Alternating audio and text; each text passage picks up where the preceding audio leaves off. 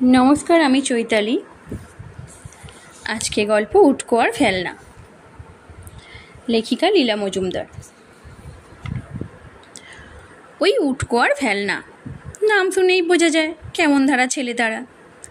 বাড়ির লোকে দূর দূর করে, পাড়ার লোকে বলে ছিছি। তার বলবে না, দূরবীন লাগালেও দুজনের মধ্যে এতটুকু গুণের কণা ধরা পড়ে না। ওদের মুখ দেখলে চটে যায় লোকে, জিনিসপত্র আগলায়। কি যেন একটা সম্পর্ক আছে ওদের মধ্যে। একই বাড়ির ছেলে ওরা, একই পরিবারে, একসঙ্গে এমন দুটি ধুরন্ধর বড় একটা দেখা যায় না।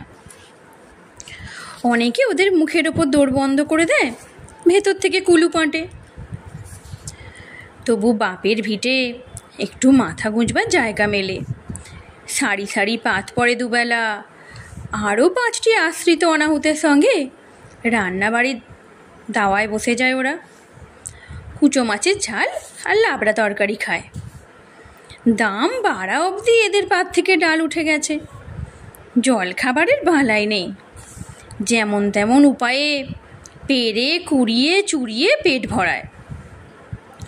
কুচো মাছগুলো এখানে ওখানে জল ছেঁচে ধরে, তারা খায়। লজ্জা টজ্জার বালাই নেই, হাসতে হাসতে পালায়, লোকে ছাপায়। তবু দুজনার স্বাস্থ্য যেন ফেটে পড়ে। সবাই দিনরাত খোঁটা দেয়। এত গতর হয় কি করে তোদের? লেখাপড়ায় অরুচি, কাজকর্মে অষ্টরম্বা, অত স্বাস্থ্য দিয়ে করবি কিরে হতভাগারা? খুললেও গায়ে লাগে না। সাঁতার কাটে, বুক ডন দেয়, জেলেদের নৌকোয় যায়, জেলেরা মাছ ভাজা খাওয়ায়। বাঘা বনের বাদাম গাছের মগ ডালে চড়ে বাদাম পেড়ে আনে, তার বদলে মুদি মুড়ি বাতাসা দেয়। নয়তো কি, শুধু বাতাস খেয়ে তোর গায়ে গতর লাগে না? মা বাপও ছিল নিশ্চয়ই কোনো এক সময়। তা দুজনার মধ্যে কেউই মনে করতে পারে না। বাড়ির বড় কর্তা নাকি ওদের দাদু হয়। দাদু বলেই ডাকে ওরা। সত্যি করে ডাকে না অবশ্যই, বরং সর্বদা এড়িয়ে চলে। তবে বাড়ির মালিককে মান্যি না করলে, যদি বাড়িতে ঠাঁই না মেলে, তার চেয়ে সামনে না যাওয়াই ভালো। বিরাট দশাসই চেহারা বুড়োর, হাঁক দেয় তো বাড়ি কাঁপে। ফেলনা উটকোর নামে কেউ লাগালে লেঠেল হরিপালকে পাঠিয়ে ধরিয়ে আনিয়ে এক একটা চড়ে 5 পা দূরে ছিটকে ফেলে। সত্যি কথা বলতে কি, দুজনে একসঙ্গে খালি হাতে ওই বুড়োকে আর চিমড়ে হরিপালকে লাঠি শুদ্ধ নস্যাৎ করে দিতে পারত। তবে তারপরেই তো এখানকার ভাত উঠত, তাই সয়ে যেত। তাছাড়া অভ্যাসও হয়ে গেছিল। অপমান টপমান কাকে বলে জানতো না। খালি ওই গোয়াল দেখতো যে লম্বু ঘোষ, সেই যা ওদের বলতো, এখান থেকে যাবি নে কখনো, খবরদার। তোদের ঠাকুরদা বুড়োর নিজের ভাই ছিল। গঙ্গাসাগরের বড় বন্যায় ডুবে মরেছে সবাই। তবু এই ভিটেতে তোদের অংশ আছে। ধান জমির আর ঘানির খানিকটা করে তোদের। নিজের অধিকার কখনো ছাড়িস নে, ছাড়লে কাপুরুষ বলবো। তোদের মাথায় নাকি বিদ্যে ঢোকে না? গুরুমশাই রোজ এসে তোদের নামে নালিশ করে। কিন্তু নদীতে সাঁতারের অভ্যেসটা রপ্ত করছিস তো, কোন দিন কাজে লাগবে কে বলতে পারে? বিদ্যে দিয়ে থোড়াই হয়। রোজ রাতে গোয়াল বাড়ির দাওয়ায় মাদুর পেতে শুয়ে ওই রকম উল্টো কথা বলতো লম্বু ঘোষ। ওদের সরকি খেলা শেখাতো, লাঠি ঘোরাতে শেখাতো। তা সব দিন কারো সমান যায় না। সেই আশাতেই ছিল ওরা। কানে কানে একে ওকে জিজ্ঞেস করতো মা বাবাদের কথা। তারা শিউরে কানে হাত দিত, বলতো চলে গেছে, মরে গেছে, অখাদ্য খেয়ে মরেছে, মেলেচ্ছ হয়ে গেছে, বহু টাকা হাতিয়ে ফেরারি হয়েছে, হয়তো বা বিদেশে গিয়ে সুখে আছে। মোট কথা, উটকো ফেলনাকে নেবে না তারা, এ বিষয়ে সবাই একমত। পাঠশালার পণ্ডিত মশাই ওদের দেখেই রেগে ওঠেন। ফের এসেছিস ক্লাস তছনছ করতে? 5 বছরের শিখলিটা কি শুনি? ধীরে ধীরে 13-14 বছরের ছেলে এইসব কচি কাঁচাদের সঙ্গে বসতে লজ্জা করে না? কানে যত বদবুদ্ধি দিচ্ছিস নিশ্চয়ই। তাছাড়া কি আসিস কেন? উটকো বলল, জ্যাঠাইমারা বাড়ি থেকে বের করে দেয়, বলে পাঠশালায় না গেলে ভাত বন্ধ, তাই না এসে কি করি। ফেলনা দাঁড়িয়ে দাঁড়িয়ে হাসতে লাগলো। রাগের চোটে পণ্ডিত মশাইয়ের তোতলামি এসে গেল। বেশি বাড়াবাড়ি করিস না বলছি, যাবি কিনা বল। ফেলনা বলল, সন্ধ্যায় বাঁশবনে মৌচাক ভাঙতে যাব, এনে দেব নাকি একটু? পণ্ডিত গলে জল। আচ্ছা, এখন এইখানে একটু বসে নামতাগুলো অভ্যেস করতো। তারপর বললেন, পড়তিস আমার গুরুমশাইয়ের পাল্লায়, টেরটা পেতিস। 2 হাতে 2টো থান ইট চাপিয়ে রোদ্দুরে দাঁড় করিয়ে রাখতো, কানে বলতা দিত, পিঠে জল বিছুটি লাগাতো। ওই করে করেই এতটা লেখাপড়া শিখেছি, তা নয়তো কি গাধাকে ঘোড়া না বানিয়ে ছাড়তো না গুরুমশাই। শুনে শুধু উটকো ফেলনা নয়, ক্লাস শুদ্ধ সবাই অবাক। উটকো বলল, বুড়ো তাহলে নিশ্চয়ই মরে গেছে। পণ্ডিত মশাই প্রায় ফেটে পড়েন। মরবে কেন রে হতভাগা, মাত্র 80 বছর বয়স, দিব্যি বহাল তবিয়তে হিমালয়ের পাদমূলে আশ্রম করে একাধারে ধর্মকর্ম আর ছেলে ঠেঙানো চালিয়ে যাচ্ছে। সেইখানে তোদের দুজনকে কোনো মতে সঁপে দিতে পারলে আর দেখতে হবে না। ও কি হলো? উটকো ফেলনা ওই অবধি শুনেই উঠে পড়ে দিয়ে ছুট। পণ্ডিত মশাইয়ের মুখ লাল হয়ে উঠল। মধুটা পাবার পর উনি ওদের দেখে নেবেন। পাঠশালার কলঙ্ক, 5 বছরেও নামতা মুখস্থ হয়নি, হিসাব কষতে বললেই বলে মাথা টিপ টিপ করছে, কলাটা মূলোটা ভুলেও এনে দেয় না। তা সত্যিই দেয় না, পাঠশালার পথেই টিফিন করে খেয়ে ফেলে। বাড়ির লোকে জানে পণ্ডিত পেয়েছে, তার আর কি হবে? ওদের কপালে সকালে তো আর জল খাবারের বালাই নেই, চড়ে খেতে হয়। কাঁচা মূলো, কাঁচা বেগুন, কাঁচা রাঙালু, কি এমন মন্দ জল খাবার? ওদের নাটের গুরু দুলু ওস্তাদ বলে, কাঁচা খেলে রক্ত সাফ হয়, গায়ে গতর লাগে। ওই এক দুলু ওস্তাদ, ওর নাকি ঠ্যাঙাড়ের দল আছে, হেথা ওথা ছড়িয়ে ছিটিয়ে থাকে। একটা লুকানো হেডকোয়ার্টারও আছে নাকি, তার সুলুক সন্ধান এখানকার কেউ জানে না। একজন জানলেই 5 কান হবে। দুলুর দলে যোগ দেবার জন্যে এ অঞ্চলের সব অখদ্দেরা সর্বদা মুখিয়ে আছে। তা দুলু তাদের নেবে কেন? বাছাই করার লোক দিয়ে দল গড়েছে সে। কম বয়সে পাকড়ায় তাদের, নাকি 2-3 বছরেই পাকাপোক্ত হয়ে ওঠে। নিজেরাই জানে না তারা দুলু ওস্তাদের লেঠেল, এমনি মজা। উটকো ফেলনা ভাবে এতকাল ধরে দুলুর কাছে শিক্ষা নেয়, তবু দুলু কেন মুখ খুলে ডাকে না ওদের? অবশ্যই লম্বু কিছুতেই যেতে দেবে না, এটা ঠিক। লম্বু মেলা ধানাই পানাই আছে, এ করো না ও করো না। আসলে দুলু হলো গিয়ে লম্বু ঘোষের শ্যালা, তা লম্বু ওদের দুলুর দলে যেতে দেবে কেন? দিনরাত ওদের কানে খালি মন্তর দেয়, এ ভিটে ছেড়ে যাস নে কোথাও, এ তোদের নিজের জিনিস। বুড়ো কর্তার যতটা ভাগ, তোদের ঠাকুরদারও ঠিক ততটা। শুধু কাপুরুষরাই নিজেদের অধিকার ছেড়ে দেয়। কাপুরুষ বললে ওদের রক্ত গরম হয়ে ওঠে, মান সম্মান সব গেছে। বাড়ির জন্মজুরদের সঙ্গে খায় শোয়, তবু ওইটে ছাড়তে পারে না, বাপের ভিটে কামড়ে পড়ে থাকে। এদিকে মা বাপের খোঁজ খবর নেই। লম্বু বলে গঙ্গাসাগরে তলিয়ে স্বর্গে গেছে। ছেলে দুটোকে উদ্ধার করে জল পুলিশেরা এখানে দিয়ে গেছে, যাত্রীদের খাতায় নাম লেখা ছিল। কিন্তু পুকুর ঘাটে একদিন জ্যাঠাইমার ফোকলা মুখে বুড়িঝি মোক্ষদার সঙ্গে দুই ভাইয়ের তুমুল ঝগড়া হয়ে গেল। মোক্ষদার কাঁচা কাপড়ে নাকি ওদের গায়ের জলের ছিটে লেগেছিল। তো ওরাই বা চুপ করে থাকে কেন? দিয়েছে শুনিয়ে মোক্ষদাকে দু চারটে কড়া কড়া কথা। মোক্ষদা তখন কেঁদে কেটে তারস্বরে চেঁচিয়ে সবাইকে বলতে লাগলো, জাত জোতের বালাই নেই, সুদ্দুরদের সঙ্গে ভাত খায়, আবার আমার ওপর চোপা করে।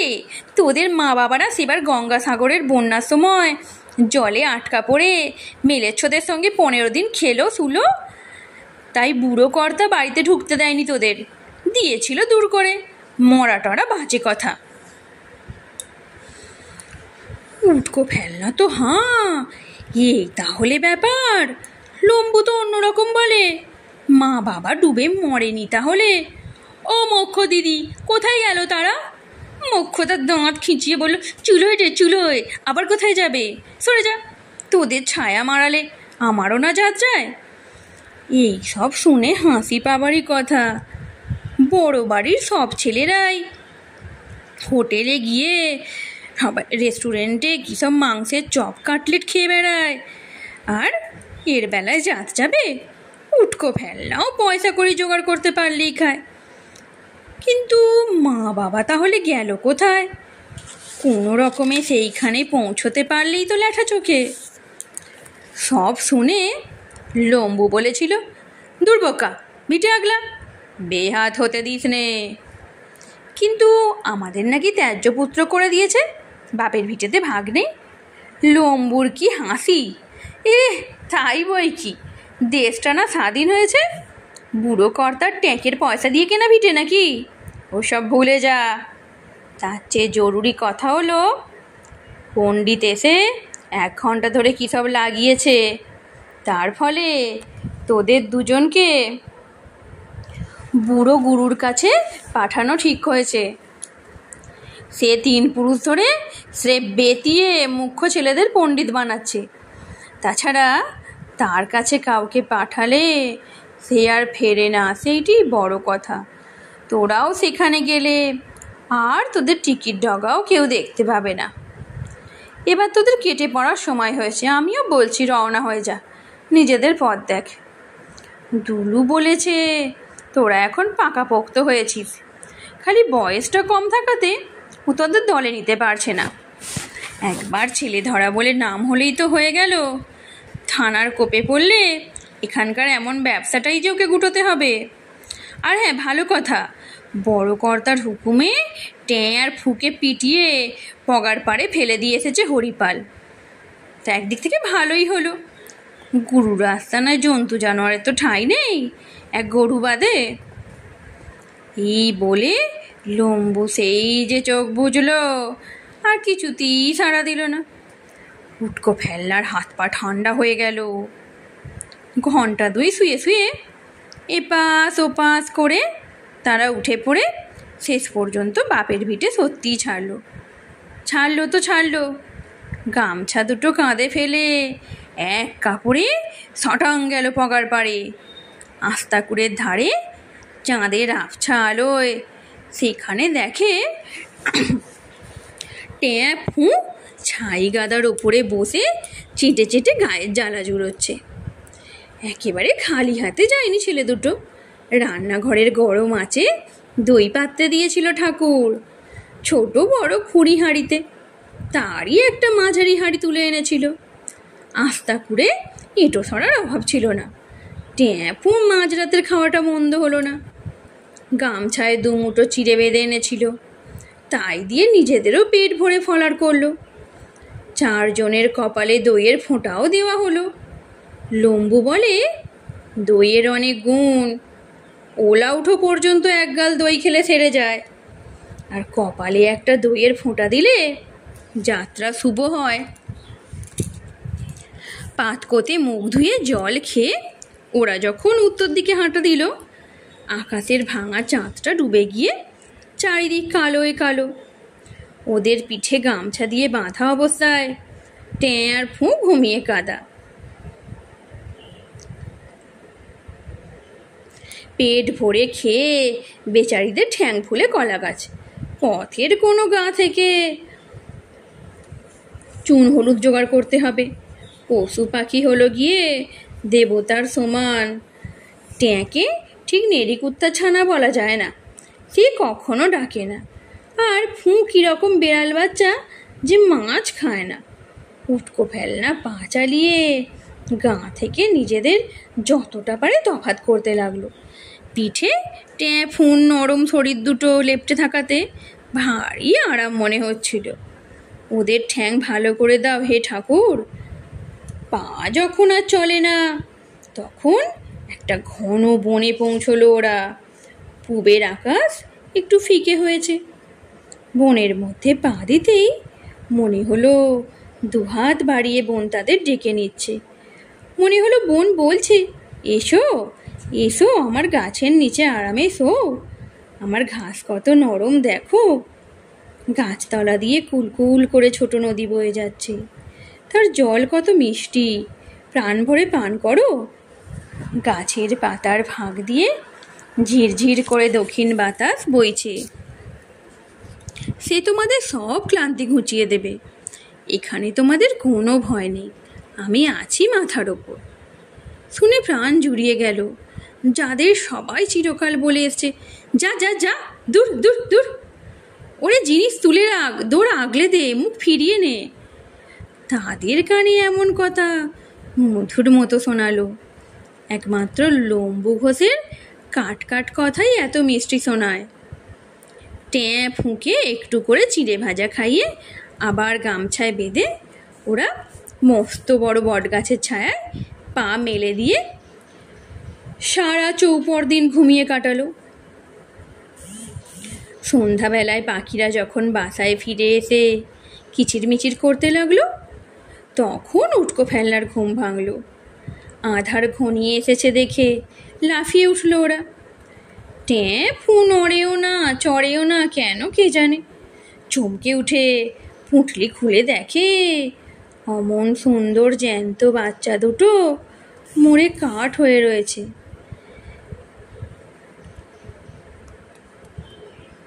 পেটানির চোটে পিলে ফাটলো কি সাপেই কাটলো কে বলতে পারে। বুক ফেটে গেল ওদের। যাদের কেউ ভালোবাসে না তারা দুঃখ পায় না, তেমনি যারা কাউকে ভালোবাসে না তারাও দুঃখ পায় না। ভালোবাসার মধ্যে ছিল শুধু ওই ট্যাঁ আর ফুঁ, যাদের জন্যে দুধ চুরি করে কতদিন ঠ্যাঙা খেয়েছে ছেলে দুটো। সেই তারাই যে তাদের এই ঘন বনের মধ্যে ফেলে রেখে দিব্যি সুন্দর স্বর্গে চলে যাবে, তা কে ভেবেছিল? ট্যাঁ ফুঁর অকৃতজ্ঞতার কথা ভেবে উটকো আর ফেলনা ডুকরে কেঁদে উঠল। সেই বিকট কান্না শুনে বাসায় ফেরা পাখিরা সব এমনি চুপ মেরে গেল যে সারা বনটা রি রি করতে লাগলো। সেই থমথমে চুপচাপের মধ্যে কানে এলো রে রে রে রে রে। মশালের আলোয় চারিদিকে অন্ধকার পালালো। খাটো লাল ধুতি পরা মশাল হাতে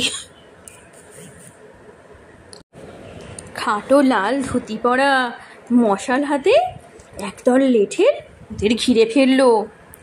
মনে দুঃখ থাকলেও ভয় ডর ছিল না উটকো ফেলনার। থাকবেই বা কেন, ন্যাংটার নেই বাটপাড়ের ভয়।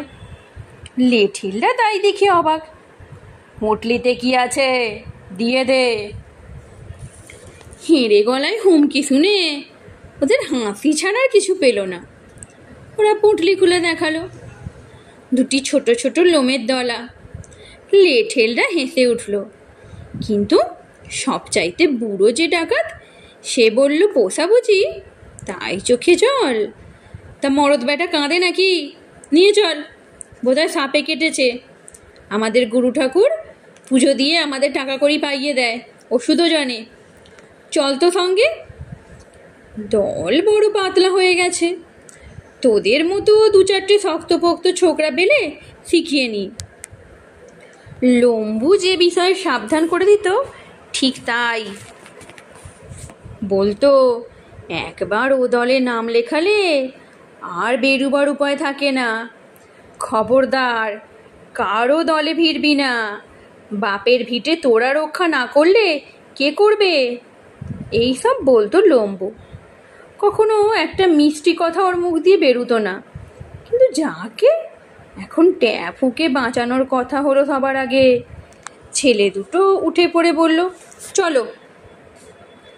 উটকো ফেলনাকে অত সহজে সঙ্গে যেতে দেখে লিটেলটা বোধহয় একটু আশ্চর্য হয়ে গেল। তারা মুখ চাওয়াচাই করে বলল, চলো বললেই তো চলা যায় না? ও দুটোকে গোড় দিয়ে গেলে আরো হালকা হতিস না? বুড়ো ডাকাত বলল, গুরু ঠাকুর তো মরাকে বাঁচায়, সে তো তোরা দেখিয়েছিস, আবার ও কথা কেন? ওদের চোখ বেঁধে হাত ধরে নিয়ে চল, যদি শত্রুরের চড় হয় তাহলে ঘাঁটির কথা না জানাই ভালো। চোখ বাঁধা হলো, চলল সবাই। ছেলে দুটো অন্ধের মতো চলে, থেকে থেকে হোঁচট খায়, বুকের ওপর ট্যাঁফু ধরা থাকে, মাঝে মাঝে কানের কাছে তুলে বুকের ধুকধুকি শোনবার চেষ্টা করে। সাড়া নেই, শব্দ নেই, ক্রমে পথটা ঢালু হয়ে আসে, বাতাস ভারী হতে লাগলো, মনে হলো সুরঙ্গে ঢুকছে। কেউ কথা বলে না, কোথায় গিয়ে পৌঁছালো কে জানে। বাতাস আবার হালকা হলো, চাপা গলায় কথাবার্তা। বুড়ো ডাকাতের নাম কুড়োদা। কুড়োদা বলল, সাবধানে চৌকাঠ পেরাও। তাই পার হলো। চোখের বাঁধন খুলে দিল কুড়ো। ধোঁয়া ধোঁয়া ঘরটা, বোধহয় মশা তাড়াবার জন্য ধুনো দেওয়া হয়েছে। চোখ জ্বালা করতে লাগলো।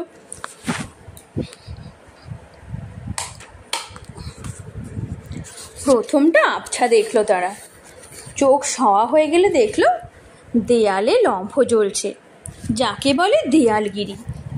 সেই আলোতে দেখা গেল দুজন জড়রোগী মাথায় জলপট্টি দিয়ে তক্তপোষে শুয়ে আছে। তাদের সামনে আর একটা তক্তপোষে পা ঝুলিয়ে হাত কাটা ফতুয়া আর খাটো ধুতি পরে খালি পায়ে পাকা কাচি গোপওয়ালা যে মানুষটা বসেছিল, তার বুকের ছাতি আর হাত পায়ের গুলি দেখে উটকো ফেলনা চমকে উঠল।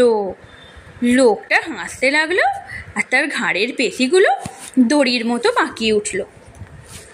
ছেলে দুটো হাঁ হয়ে চেয়ে রইল। সে বলল, কিরে, পছন্দ হলো নাকি? নয়তো পাঞ্জা লড়ে দেখবি? আস্তে আস্তে ওরা মাথা নাড়ল। এই বুড়োর কোলে ট্যাঁফু কোন সময় ওদের কোল থেকে তুলে নিয়েছে টের পায়নি। বুড়ো তার শক্ত পাঞ্জা ও দুটো তুলোর মতো নরম গালে তুলোর মতো আলতোভাবে হাত বুলিয়ে দিচ্ছে। বুড়ো বলল, জানোয়ারদের ওষুধ করতে জানা চাই, শুধু মারপিট শেখাটা কিছু নয়। সঙ্গে যারা ছিল তাদের তর সইছিল না। কুড়োদা বলছে, ছেলে দুটো মজবুত আছে, ভয় টয় পায় না, ওদের ও ঘরে বন্ধ করে এখনই বেরিয়ে পড়তে না পারলে বড্ড বেশি দেরি হয়ে যাবে। বুড়োর কোলে ট্যাঁফু মুখ থুবড়ে পড়ে রইল। লোকগুলো ওদের পাশের ঘরে পড়ে সিকলিত তুলে দিল। ওরা চেয়ে দেখে তক্তপোষের পাশে মাটির থালায় মোটা মোটা হাত রুটি আর কুমড়ো ঘন্ট, ঘড়া ভরা জল। মনটা কেমন অবসমতো হয়ে গেছিল। কারোর জন্য শোক করা ওদের এই প্রথম। আস্তাকুর থেকে কুড়িয়ে আনা দুটো ছোট্ট জানোয়ার, দেখতে ভালো না, শব্দ করে না, অদ্ভুত। খেয়ে দিয়ে কেঠো তক্তপোষে বিনা বালিশে শুয়ে পড়ল ওরা। না খেয়ে কি থাকা যায়? দুঃখ হলেও কি পেটে খিদে হয় না? ভাবনা করার অভ্যাস ছিল না। শোয়া মাত্র ঘুম এসে গেল। অনেক রাতে পাশের ঘরে মহা তর্কাতর্কি, বকাবকি শোনা গেল। তারপর মনে হলো বুড়োকেও সেকলি বন্ধ করে দাপাতে দাপাতে কারা চলে গেল। তারপর সব চুপ। বোধ হয় কুড়োদার দল ডাকাতি করতে বেরুলো। ভোরের অনেক আগে উটকো ফেলনা উঠে পড়ে দুলু ওস্তাদের শেখানো কায়দায় লম্বা সন্না দিয়ে সিকলিটা খুলে ফেলল। একটুও শব্দ হলো না।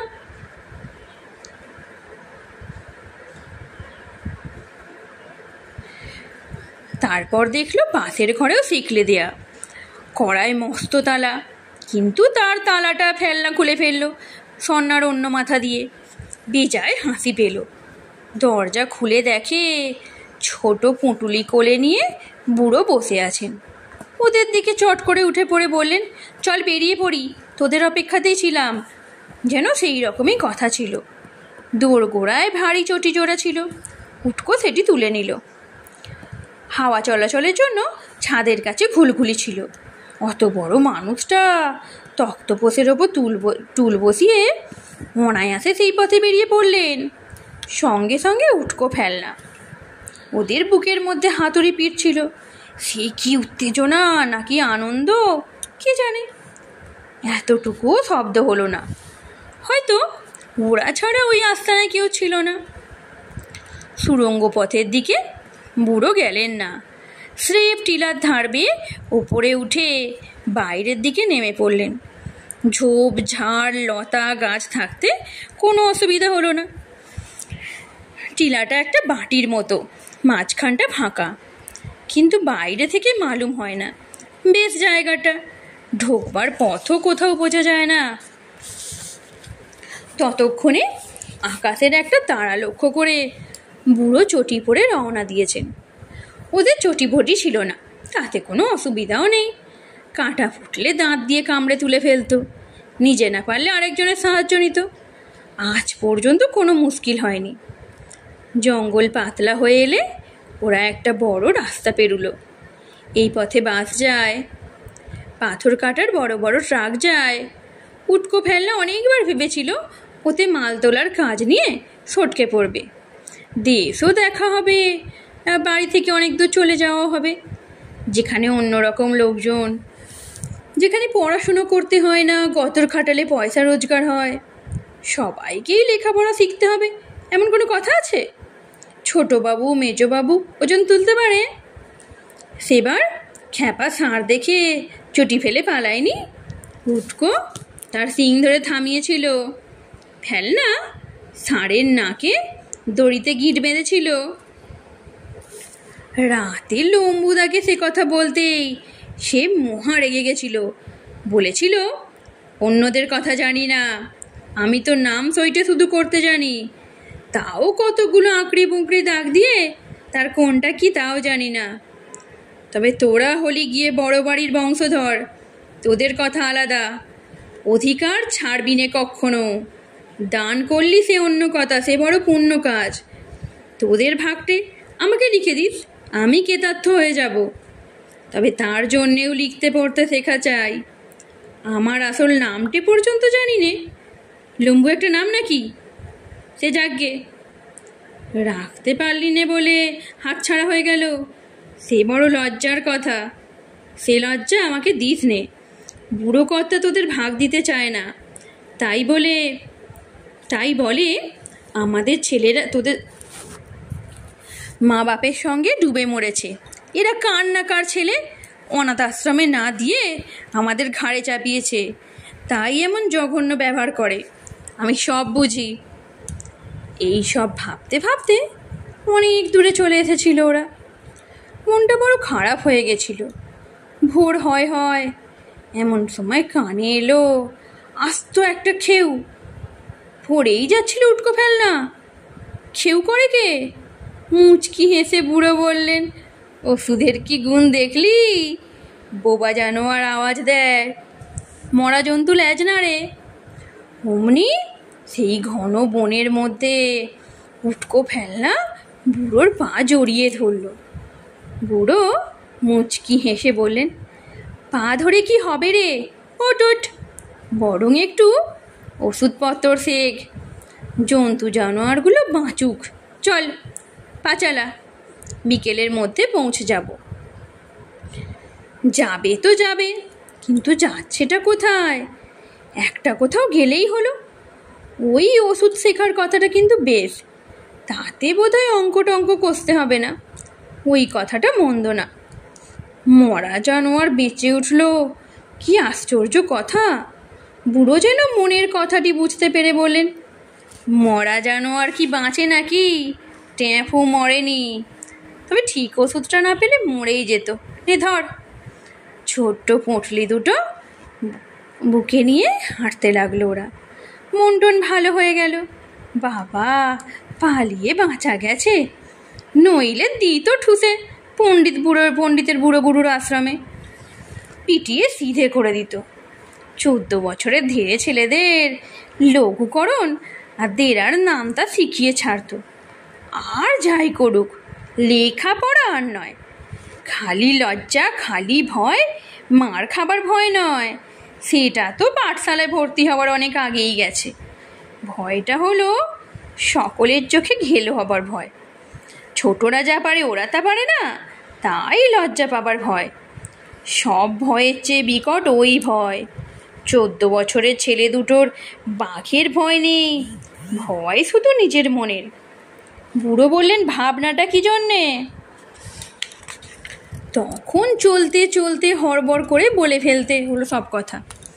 বুড়ো তো অবাক, মা বাবা আছে কি নেই, আর তোরা নাকি ফালতু, কারো ছেলে তারই ঠিক নেই। তবে আবার ভাবনা কিসের?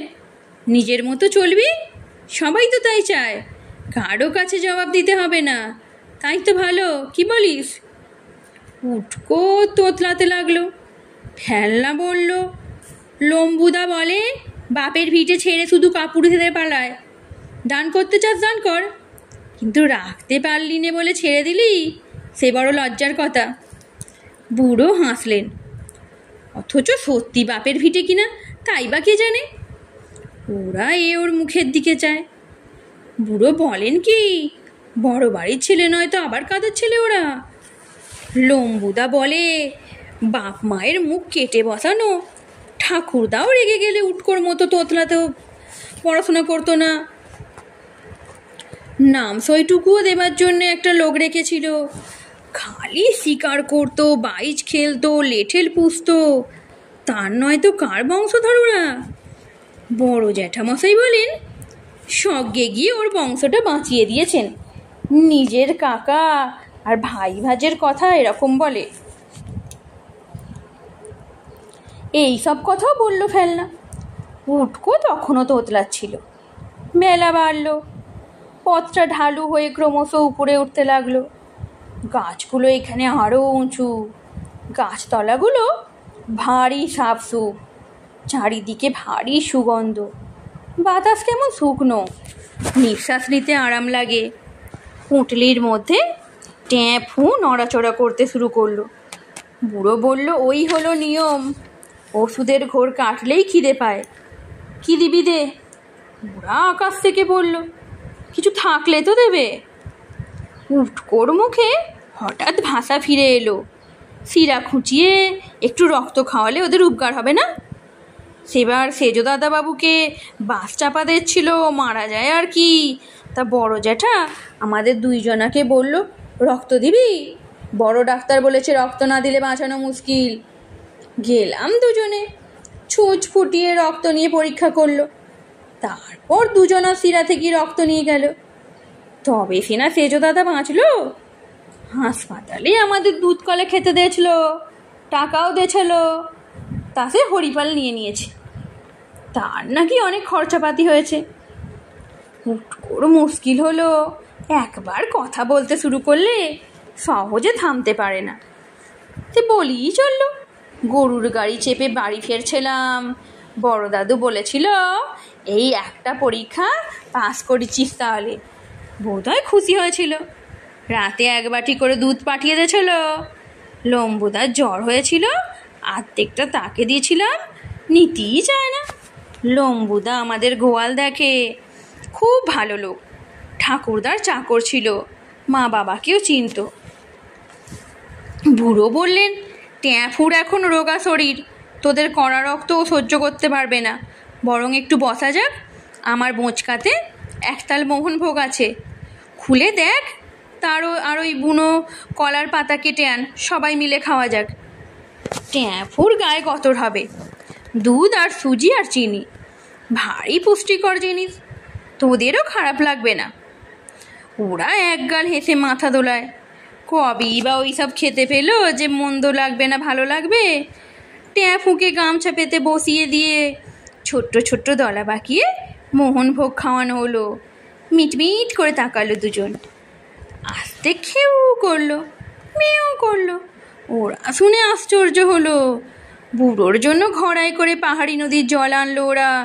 জল খেয়ে মুখ ধুয়ে বুড়ো বললেন, তাহলে বুড়ো কর্তা, স্বর্গে গেলে তোদের ঠাকুরদার ভাগটা তোরা পাবি বলে আশা করছিস বুঝি? কে জানে, হয়তো জমি জমার বদলে নগদ 1 থোকা টাকাই দিয়ে বিদায় করবে তোদের। কি বলিস? উটকোর কথা মেঁধে গেল। হেলনা বলল, তা আমরা নেব কেন?